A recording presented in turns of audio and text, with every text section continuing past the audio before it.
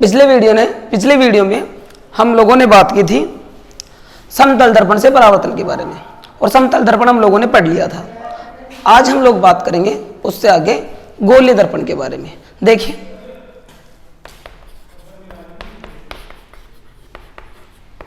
गोलीय दर्पण, तो देखिए गोलीय दर्पण क्या होते हैं। जब भी अपने पास कोई कांच का गोला हो इस तरीके से, और इस कांच के गोले के एक तरफ सिल्वर पॉलिश कर दी जाए, चाहे मैं इस तरफ कर दूं या फिर इस तरफ, और ये कुछ भाग अपन काट कर रख लें, तो ये जो दर्पण बनते हैं, एक दर्पण ये और दूसरा ये दोनों ही क्या कहलाते हैं? गोलीय दर्पण। सिंपल भाषा में अपन लोग कह सकते हैं ऐसा दर्पण जिसकी परावर्तक सतह वक्रीय हो। जैसे ये वक्रीय, इसकी परावर्तक सतह ये, इसकी परावर्तक सतह ये। तो ऐसे जो दर्पण होते हैं जिनकी परावर्तक सतह वक्रीय होती है क्या कहलाते हैं? गोलीय दर्पण। गोलीय दर्पण दो तरीके के होते हैं। कौन कौन से? एक पहला पढ़ेंगे अपन अवतल दर्पण। अवतल दर्पण कैसे होते हैं? इस तरह के।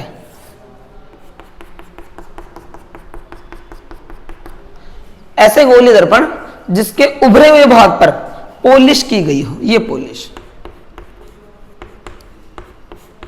ऐसे गोलीय दर्पण जिसके उभरे हुए भाग पर पॉलिश की गई हो अवतल दर्पण होते हैं। दूसरा नाम भी लिख सकते हैं, दूसरी परिभाषा भी अपन लोग लिख सकते हैं।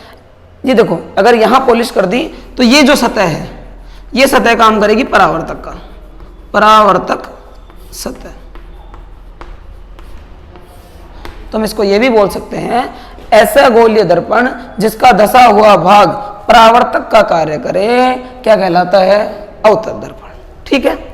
और अवतल दर्पण की कुछ स्पेशलिटी देखिए, होता क्या, अगर मैं इस तरीके, इसकी शेप कुछ ऐसी होगी अवतल दर्पण की, है ना, जैसे अपने घर में चम्मच होती है और चम्मच के अंदर का जो हिस्सा है उस तरह की। अब कोई प्रकाश, कोई जैसे मैं इसको ऐसे फेंकता हूं, ये इससे टकरा कर नीचे आएगा, यहां टकरा कर ऊपर जाएगा।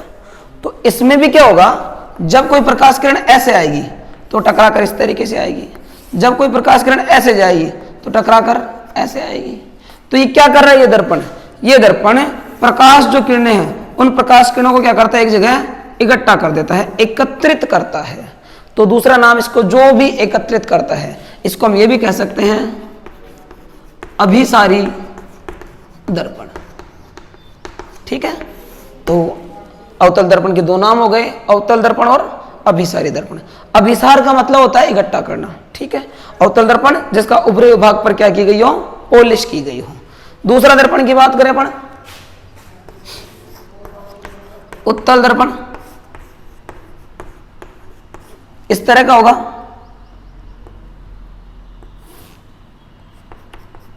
ऐसा गोलीय दर्पण जिसके धसे हुए भाग पर पॉलिश की गई हो।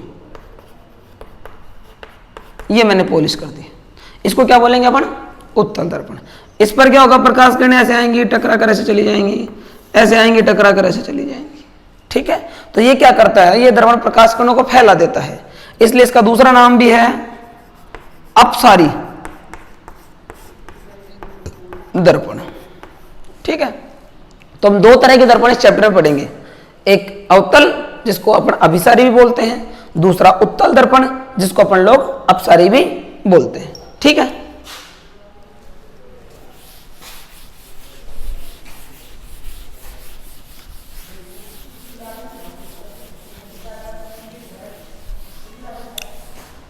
आगे हम लोग बात करेंगे दर्पणों से संबंधित कुछ परिभाषाओं की, जो शब्द अपन कहीं काम मिलेंगे, है ना। देखिए,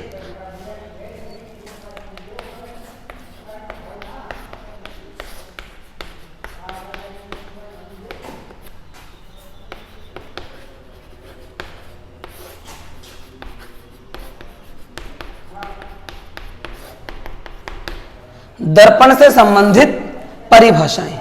देखिए, मान लीजिए ये कोई वो गोला था जिसके किसी हिस्से को काटकर अपन क्या बना रहे हैं, गोलीय दर्पण बना रहे हैं।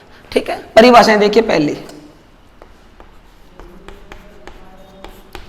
द्वारक, ये कोई गोल एक कांच का गोला था, इसके हमने यहां से यहां तक किस्से को पॉलिश कर दिया और इतना क्या बन गया, दर्पण बन गया। तो दर्पण का वह भाग जो परावर्तक का काम करता है, या दर्पण का वक्रीय जो चाप है, यहां से यहां तक के जो चाप है, इस चाप को अपन क्या बोलते हैं, द्वारक, ए बी। ठीक, एक बात। दूसरी बात, ध्रुव, इसको हम पी से दिखाएंगे। ध्रुव क्या, ऐसे यहां एक मध्य बिंदु ले लें तो ध्रुव क्या होगा, दर्पण का ज्यामितीय केंद्र या दर्पण का मध्य बिंदु क्या कहलाता है, ध्रुव। ये यहां से यहां तक दर्पण था और ये दर्पण का मध्य बिंदु, तो दर्पण का मध्य बिंदु क्या कहलाता है, ध्रुव। ठीक है, दर्पण का ज्यामितीय केंद्र। अगली चीज,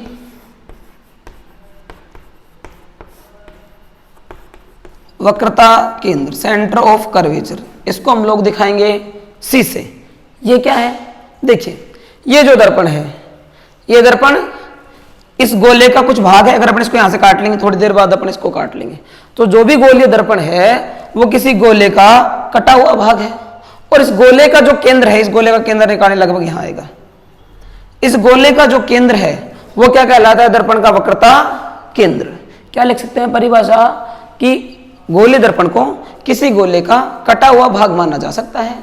गोले का केंद्र दर्पण का वक्रता केंद्र कहलाता है। इसको हम डिनोट करेंगे, दिखाएंगे सी से। अगली चीज,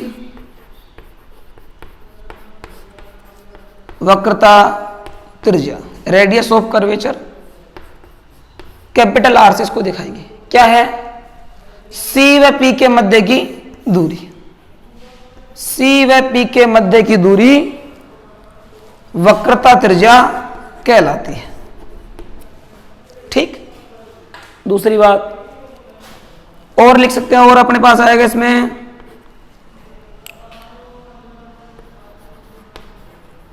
मुख्य अक्ष, प्रिंसिपल एक्सिस। मुख्य अक्ष क्या होगा, सी व पी से गुजरने वाली काल्पनिक रेखा। कोई रेखा ऐसे निकाल दे अपन,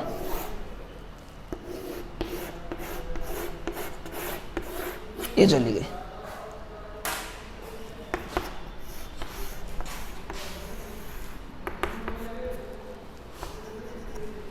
सी व पी से गुजरने वाली काल्पनिक रेखा क्या कहलाती है, मुख्य अक्ष। ये मुख्य अक्ष,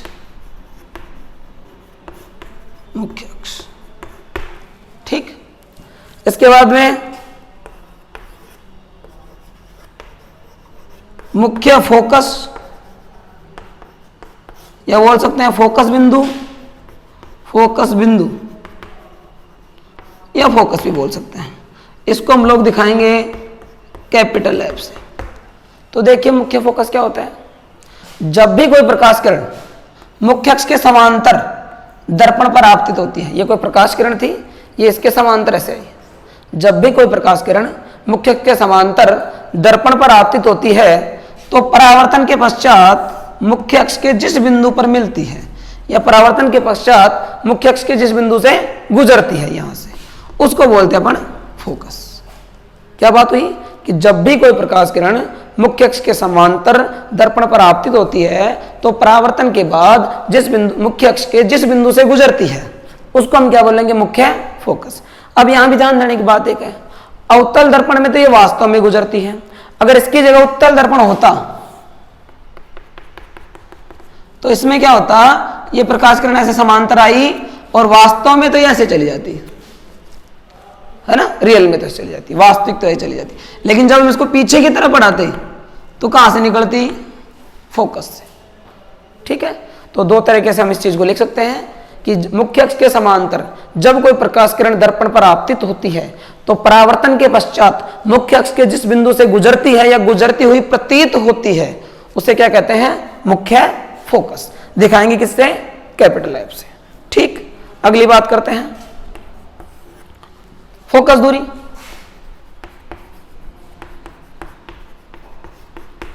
इसको दिखाएंगे अपन स्मॉल f से। फोकस दूरी क्या होगी? मुख्य फोकस व ध्रुव के मध्य की दूरी फोकस दूरी कहलाती है। ठीक है, मुख्य फोकस व ध्रुव के मध्य की दूरी फोकस दूरी कहलाती है। यहां तक ठीक है।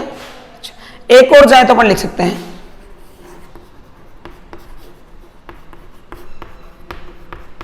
फोकस तल। देखिए फोकस तल क्या है, यहां से थोड़ा सा इसको देखेंगे। मान लेते हैं कोई दर्पण है, अब इसमें तो प्रकाश किरणें ऐसे आ रही हैं इस तरीके से, कहां से जाएंगी? समांतर साई कहां मिलेंगी? फोकस पे। अब ये कोई दूसरा दर्पण है, ये मुख्य अक्ष है और इस पे प्रकाश किरण कोई ऐसे आई, और मान लेते इसका फोकस पहले मैं बना देता हूं, इसका फोकस मान लीजिए यहां पे। अब देखिए क्या है, ये प्रकाश किरण आपस में तो समांतर है लेकिन मुख्य अक्ष के समांतर नहीं है। तो ये आपस में समांतर और मुख्य अक्ष के समांतर नहीं है, इसलिए ये फोकस में से तो निकलेंगी नहीं। ये कहाँ की मिलती हैं? ये यहां मिलेंगी। अगर मैं यहां एक तल बना दूं, एक ऐसा तल बना दूं, तो ये यहां के मिलेंगी। यहां कोई दूसरी कोई ऐसे आती तो ये यहां मिल जाती, यहां पे। तो ये एक ऐसा तल जो प्रकाश किरणें आपस में तो समांतर होंगी लेकिन मुख्य अक्ष के समांतर नहीं होंगी, वो जहां मिलेंगी, इनकी दूरी यहां से यहां तक दूरी, वो फोकस दूरी के बराबर, यहां से यहां तक फोकस दूरी के बराबर, ये फोकस हो ही जाएगा। तो देखिए फोकस तल क्या होगा? मुख्य अक्ष के लंबवत, ये मुख्य अक्ष से जा रहा है तो लंबवत ऐसे, मुख्य अक्ष के लंबवत फोकस से गुजरने वाला तल क्या कहलाता है? फोकस तल। जब हम दूरदर्शी बढ़ेंगे तब हमें इस चीज की जरूरत पड़ेगी। ठीक है, क्या कहा मैंने? मुख्य अक्ष के लंबवत फोकस से गुजरने वाला तल क्या कहलाता है? फोकस तल। ठीक है, और ये जो अपन ने पढ़ा इसको अपन यहां से ऐसे दिखा सकते हैं। ठीक है, तो द्वारक, ध्रुव, वक्रता केंद्र, वक्रता त्रिज्या, मुख्य अक्ष, फोकस, फोकस दूरी और फोकस तल, ये यहां से यहां तक की जो दूरी थी इसको हम बोलते हैं फोकस दूरी। देख लीजिए, लिख लीजिए, डायग्राम चाहे तो बना लीजिए।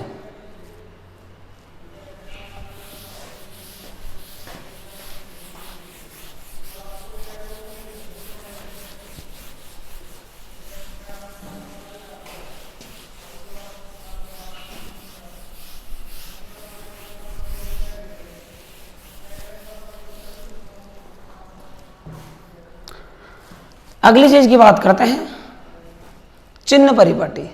चिन्ह परिपाटी क्या है? साइन कन्वेंशन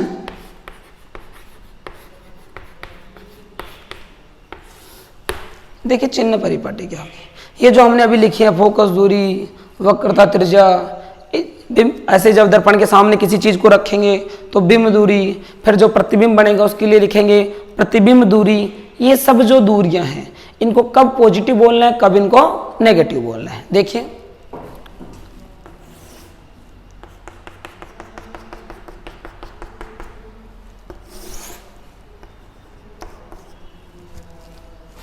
मान लीजिए कोई वस्तु यहां रखी है और हो सकता है इसका कोई प्रतिबिंब अपने को यहां मिले, या हो सकता है किसी का प्रतिबिंब अपने को यहां मिले, या हो सकता है किसी का प्रतिबिंब अपने को यहां मिले। ठीक है, दर्पण कैसे बोल सकते हैं? उत्तल अवतल सभी के लिए। ठीक, अच्छा देखिए कोई प्रकाश किरण मान अगर बिंब यहां रखा है तो प्रकाश किरण इससे ऐसे चलेगी। अब ध्यान देने की बात, ये ठीक उसी तरीके से है जिस तरीके से आप लोगों ने ये निर्देशांक ज्यामिति में पढ़ा होगा कि वह बीच में मूल बिंदु 0 होती है।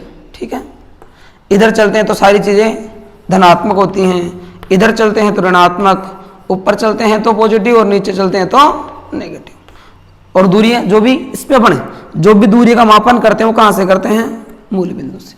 ठीक वही काम यहां है, जब भी किसी दूरी का मापन करना है कहां से करना है? P से।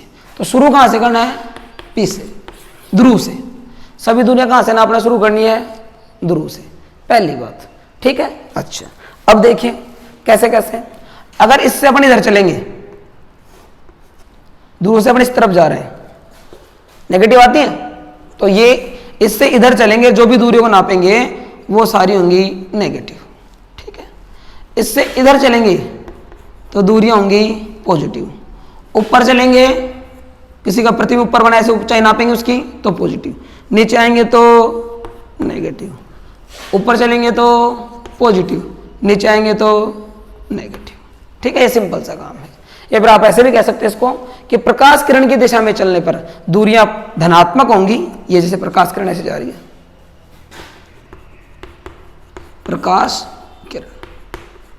प्रकाश किरण की दिशा में चलने पर दूरियां ऐसे चल रहे हैं पॉजिटिव होंगी, और प्रकाश किरण की विपरीत दिशा में चलने पर दूरियां कैसी होंगी, नेगेटिव होंगी। बड़ी बात, चलना कहां से है, पी से। प्रकाश जा रहा है, ऐसा नहीं कि चलना है तो यहां से चलेंगे, चलेंगे तो यहीं से। तो जैसे मैंने अभी थोड़ी देर पहले एक दर्पण बनाया था, अवतल दर्पण। मैंने कहा था कि भाई ये ऐसे काटेंगे और ये क्या होगा, फोकस होगा, और यहां से यहां तक की कोई फोकस दूरी होगी। तो आपसे कोई पूछे कि अवतल दर्पण की फोकस दूरी धनात्मक होती है ऋणात्मक, तो देखिए ऐसे चलेंगे भाई, चलना कहां से है, पी से, और फोकस तक पहुंचना है तो ये दूरी को मापने के लिए अपन ऐसे चलेंगे, ऐसे यहां से यहां तक, तो उल्टा चल रहे हैं, तो इसके लिए अपन क्या लेंगे, नेगेटिव। ठीक है, और मैंने जैसे तुमसे कहा था कि ये उत्तल दर्पण है और ये कोई प्रकाश किरण ऐसे आई और ऐसे चली गई, और पीछे करेंगे तो ये यहां फोकस मिल जाएगी। और ये अब उत्तल दर्पण की फोकस दूरी यहां से यहां तक होगी, आपको ये नापनी, आप ऐसे चलोगे तो इसको जब भी अपन कैलकुलेशन करेंगे तो क्या लेंगे, पॉजिटिव। प्रकाश किरण की दिशा में ऐसे चल रहे हैं आगे, इस पी के इधर। ठीक है, तो यहां से ये बात भी कह सकते हैं कि उत्तल दर्पण की फोकस दूरी कैसी होती है, धनात्मक, और अवतल दर्पण की फोकस दूरी कैसी होती है, ऋणात्मक। ये तो आप लोग लिख ही लेना थोड़ी देर बाद। ठीक है, ये समझ में आ गया, कोई दिक्कत हो तो पूछ लेना। अच्छा, यहां से दो चार बातें हम लिख सकते हैं।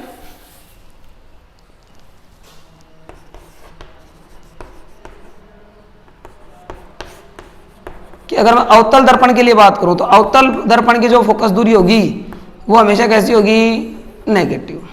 अवतल दर्पण की जो वक्रता त्रिज्या होगी वो कैसी होगी, नेगेटिव, कि वक्रता त्रिज्या भी इधर ही आएगी, इसकी अवतल दर्पण ही बना रखा है।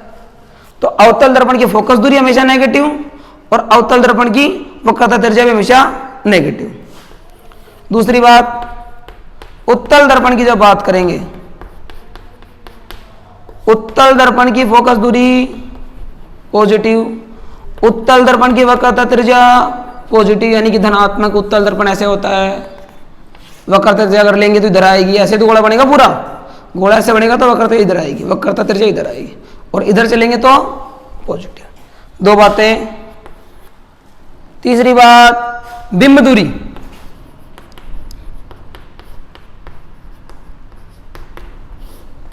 अगर ये कोई दर्पण है तो बिंब आप यहीं रखोगे इसके सामने, तो ऐसे इसको जब मापन करोगे तो नेगेटिव आएगी, इधर चलोगे आप, इधर चलेंगे तो नेगेटिव, तो बिंब दूरी नेगेटिव। इसमें ये उत्तल दर्पण है, इसमें भी आप यहां रखोगे तो फिर इधर चलना पड़ेगा तो नेगेटिव। तो बिंब दूरी अधिकांशतः हमेशा ऐसा ही होगा, बिंब दूरी हमेशा नेगेटिव है ना, ज्यादातर ही हमेशा कैसे आएगी, नेगेटिव आएगी जब भी अपन को कैलकुलेशन करेंगे। ठीक है, लिख लीजिए इन चीजों को।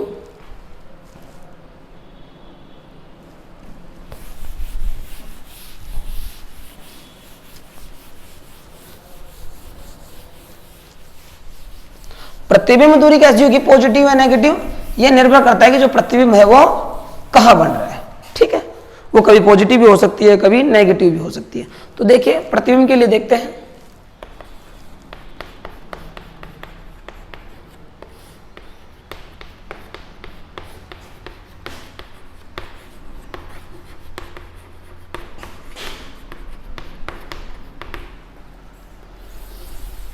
देखिए, जब भी किसी वस्तु से प्रकाश किरणें चलती हैं तो बहुत सारी लाखों करोड़ होती है, और वो अलग अलग तरीके से, कोई किधर से आ रही है, कोई किधर से आ रही है, सब उस पर आपतित होती है। लेकिन हम जब भी कोई प्रतिबिंब बनाएं तो प्रतिबिंब बनाने के लिए कम से कम हमें दो प्रकाश किरणों की जरूरत होगी, जिनके बारे में अपन पढ़ेंगे। भाई ये इस तरीके से आई और इस तरीके से चली गई, उसके आने का और जाने का कोई ना कोई अपन एक नियम बनाएंगे। तो हम तीन चार कुछ ऐसे नियम बना लेते हैं जिनकी सहायता से हम प्रतिबिंब आगे बढ़ा लेंगे। ठीक है, देखिए पहला कैसा होगा, हमेशा इसको हम हमेशा लेके चलेंगे कि मान लीजिए कोई अपने पास अवतल दर्पण है। ठीक है, और ये मुख्य अक्ष है, ये ध्रुव है, और ये प्रकाश किरण कोई कैसे आई, समांतर आई, तो कहाँ से चली जाएगी, फोकस में से। तो पहली बात क्या बोलेंगे, एक नियम क्या अपना कि जब भी कोई प्रकाश किरण मुख्य अक्ष के समांतर दर्पण पर आपतित होती है तो परावर्तन के बाद फोकस में से गुजर जाती है। ये एक बात हुई। इसकी जगह अगर उत्तल दर्पण होता तो ये डायग्राम बना लेना आप, और कुछ इसमें लिखना होगा तो क्या है,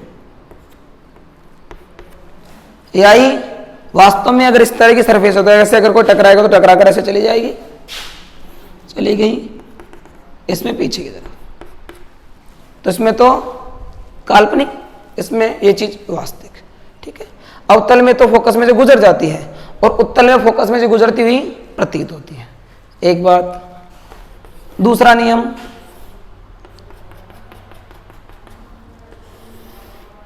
जब भी कोई प्रकाश किरण फोकस में से होती हुई आपतित होती है, फोकस में से होती हुई आपतित होती है तो परावर्तन के बाद समांतर हो जाती है। एकदम इसका क्या हो जाएगा, उल्टा। समांतर आई तो फोकस में चली गई और फोकस में जाई तो समांतर हो गई। उत्तल होता तो ऐसे आती, भाई मान लेते इस स्थिति में आगे चल के क्या मिलता है, इसको फोकस मिलता है, तो ऐसे आएगी, और ये अपन मान लेते फोकस की स्थिति में आती, तो अगर अपन चाहें तो इसको कैसे बढ़ा सकते हैं, पीछे ऐसे बढ़ाएंगे और चाहते हैं तो। ठीक है, तो ये एक्चुअल में ऐसे फोकस में से जाती, अगर हम इसकी ऐसे एक ऐसा मान के चलते हैं इसकी सीधी फोकस में से गुजरती, फोकस में से, तो ये क्या हो जाएगी, समांतर। ठीक है, दो बातें, डायग्राम बना लीजिए। तीसरी बात करते हैं,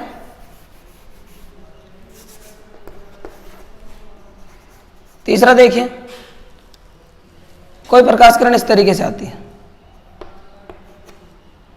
थीटा कोण बनाती है, आपतित होती है, तो थीटा कोण से ही चली जाएगी। ये परावर्तन का नियम है। देखो हमने परावर्तन का एक नियम पढ़ा था कि भाई आपतन कोण और परावर्तन कोण बराबर होता है। अब यहां से ध्यान देने की बात है कि परावर्तन के जो नियम है वो सभी तरह की सरफेस, ये सभी की तरह के जो दर्पण है उनके लिए लागू होता है, चाहे वो खुरदरी हो, वो गोलीय हो, वो समतल हो, कुछ भी हो। ये जो नियम है परावर्तन के दोनों नियम, ये सभी तरह के दर्पणों के लिए मान्य है।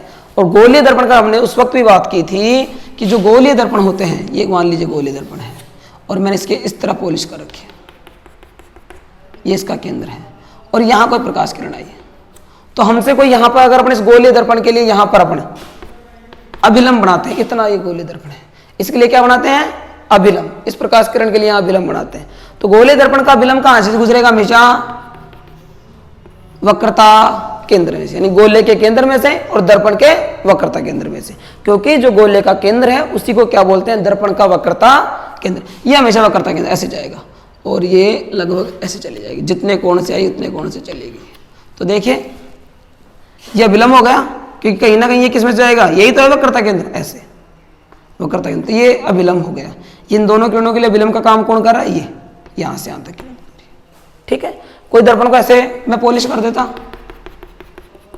कोई प्रकाश किरण ऐसे आती, यहां आपको अभिलंब बनाना पड़ जाता है, भाई यहां अभिलंब बनाओ, तो कहां से, वही वक्रता केंद्र में से, और ये ऐसे चली जाती है, थीटा से, ये तो थीटा से चली जाएगी।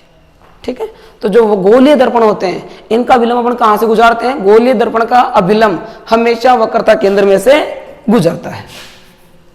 ठीक, इस चीज को अपन आगे भी जाके काम मिलेंगे। तो थीटा से आएगी, थीटा से चली जाएगी, इसका अभिलंब हो गया। अगर इसकी जगह उत्तल दर्पण होता तो तब भी यही बात लागू होती, ऐसे आई और ऐसे चली गई, थीटा से आई और थीटा से चली गई। ठीक है, ये अपने पास तीसरा नियम हो गया।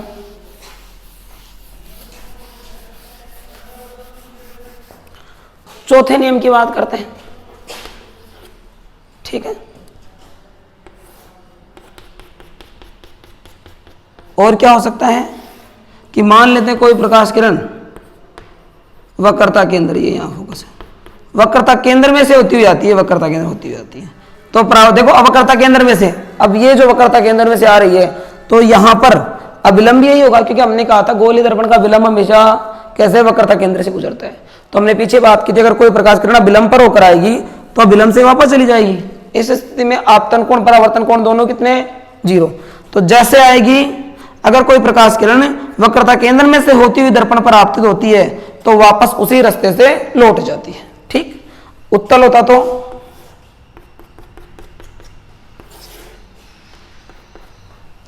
ये पी लिखना भूल गया मैं। मान लीजिए ऐसे कोई आ रही है और आगे अगर ये देखते इसको, ये कहां से जाती है, वक्रता केंद्र से, तो ये वापस ऐसे कैसे। ठीक है, यानी चौथा नियम अपना क्या हो गया कि वक्रता केंद्र में से होती कोई प्रकाश किरण दर्पण पर आपतित होती है तो वापस उसी रास्ते से लौट जाती है। ये 4 तरह के नियम हम लोगों ने पढ़ लिए।